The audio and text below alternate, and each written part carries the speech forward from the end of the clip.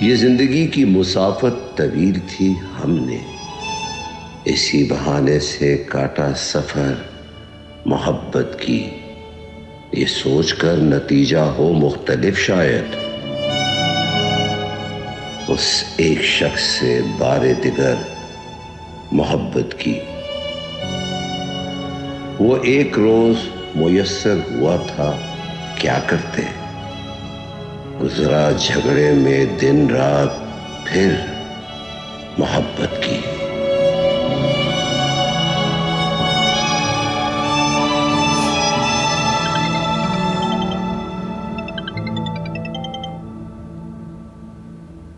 Hello. रियाज साहब के घर से बात कर रही हैं आप? जी। मैं थाने से बात कर रहा हूँ, रियाज साहब से बात करूँ? वो चैट जो पैनी साहिबा ने शेयर की है, आपके ही अल्फाज है ना?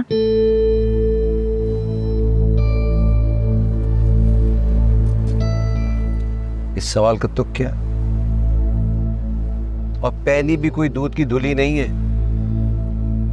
इतने रात गए वो मुझसे चैट कर क्यों रही थी इस तरह की, और उसके बाद मेरे घर क्यों आ गई थी? उन्हें लिखा है कि वो आपके फैलाए हुए जाल में फंस गई थी और उनको और कोई रास्ता नजर नहीं आ रहा था। देखो, पैनी इतनी अहम नहीं है कि उनके लिए हम अपने लम्हे बर्बाद कर दें।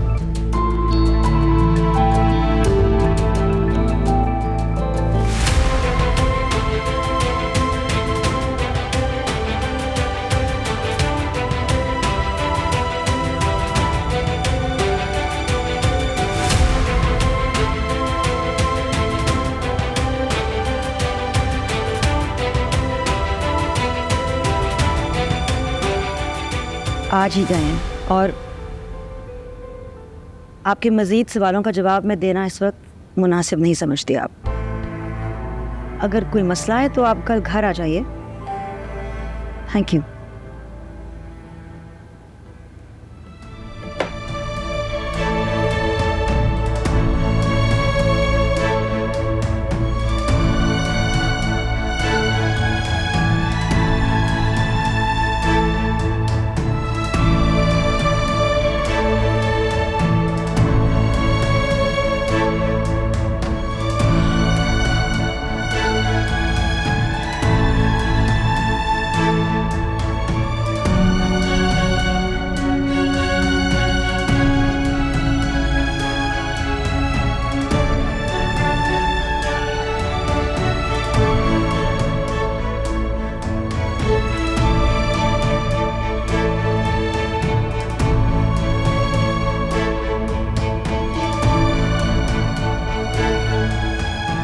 जिस बात का खदशा था, लगता है वो हो गया।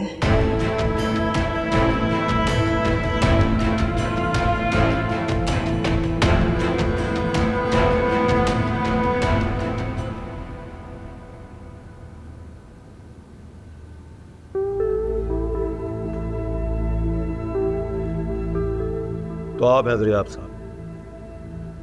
जी, आपने दुरुस्त पेशा में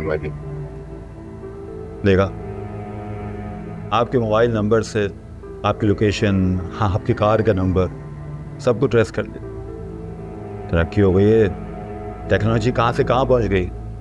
तो आपको क्या जरूरत पड़ी थी कि मेरे मोबाइल से आप मेरी गाड़ी का नंबर ट्रेस कर? क्या बात? बेटा, आप शरीफ घर की लग रही हैं। अगर आप घर जाना चाहती हैं तो आपको भिजवा दूँ। आप लोग कर क्या रहे हैं? क्या किया है मजरियाब साहब ने? कोई वजह है तो बताएं, नहीं तो हम दोनों को ही जाने दें। ठीक है, तो फिर बैठे और भुगते हैं। किस बात के लिए भुगते? क्या किया है मैंने? मामला क्या है? क्यों लेकर आए आप सड़क से? रियाज साहब, बात यह है कि एक बॉडी मिली, इसके मोबाइल में सबसे ज्यादा आपका नंबर डायल किया गया, इसलिए आपका नंबर ट्रेस किया और आपको यहाँ लाया गया। बॉडी मिली? किसकी मिली? बॉडी का कोई नाम नहीं होता सर, बॉडी बॉडी होती है। पंखे से लटकी एक लाश मिली है, इसके फ़ोन में और कई नंबर्स के अलावा आपका नंबर भी है, आपके साथ कई तस्वीरें हैं उनकी, इसीलिए आपको बुलाया। पेनी, पेनी साहिबा तो नहीं? मुझे क्या मालूम किसकी लाश है और उसके फोन पे मेरी तस्वीर और नंबर क्यों है? बेटा ये लास्ट चांस है आपके लिए, अगर आप अभी भी घर जाना चाहती हैं तो चले जाइए। उसने तुम घर जा, ये कोई लंबा खेल लग रहा है, उन्हीं लोगों का फैलाया है। तुम जाओ। वैसे आप शायद लोगों को हीरो बनने का बहुत शौक होता है, अगर लड़की की इतनी फिक्र है तो इतनी रात को सुनसान बयाबान कोस्टल हाईवे पे क्या कर रहे थे? शुक्र करे कि पुलिस ने रोका आपको, अगर हमारी जगह कोई क्रिमिनल कोई स्नैचर आ जाता तो क्या करते? इस लड़की को उठा के ले जाते। तो क्या सुबह इस लड़की की भी शनाख्त करते फिर रहे होते आप? मुझे कोई मसला नहीं है, मैं घर से इजाज़त लेकर आई हूँ, कर लेते हैं चल के शनाख्त। वैसे भी आपका कौन सा कोई ताल्लुक है इस केस से? लड़की जिदार है, चलो चलते हैं फिर शनाख्त करने के लिए। खटक! जी सर। मोबाइल निकालो, बिठाए ने।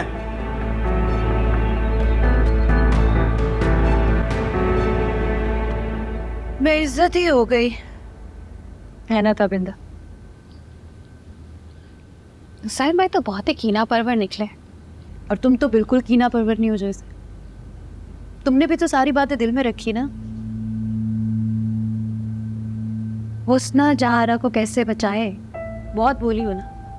अच्छा हुसैन भाई ने नहीं सुनी, रक्षंदा को तो पता था ना, क्यों सब कुछ जानते बूझते हुए वो अपनी बेटी को इस कचरे के ढेर में धक्का दे रही है। हाँ, मुझे भी समझ में नहीं आ रहा है वो ऐसा क्यों कर रही है। तुम्हें और मुझे अच्छी तरह पता था कि ये जो अहमद ज़रियाब नामी शख्स है ये किसी के साथ भी मुखलिस नहीं। मालूम था ना?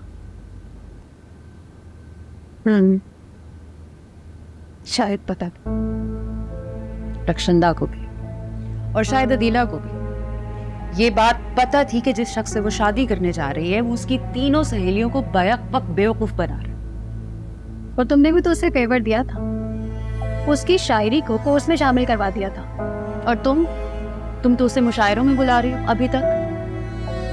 तो बात ये है मिस ताबिंदा, ये जो मरखन्ने बैल होते हैं ना, जो इस तरह आजादी से घूमते हैं, जिसको जी चाहता है पैरों तले रोलते हैं, जो दिल में आता है करते हैं। तो पता है क्यों करते हैं?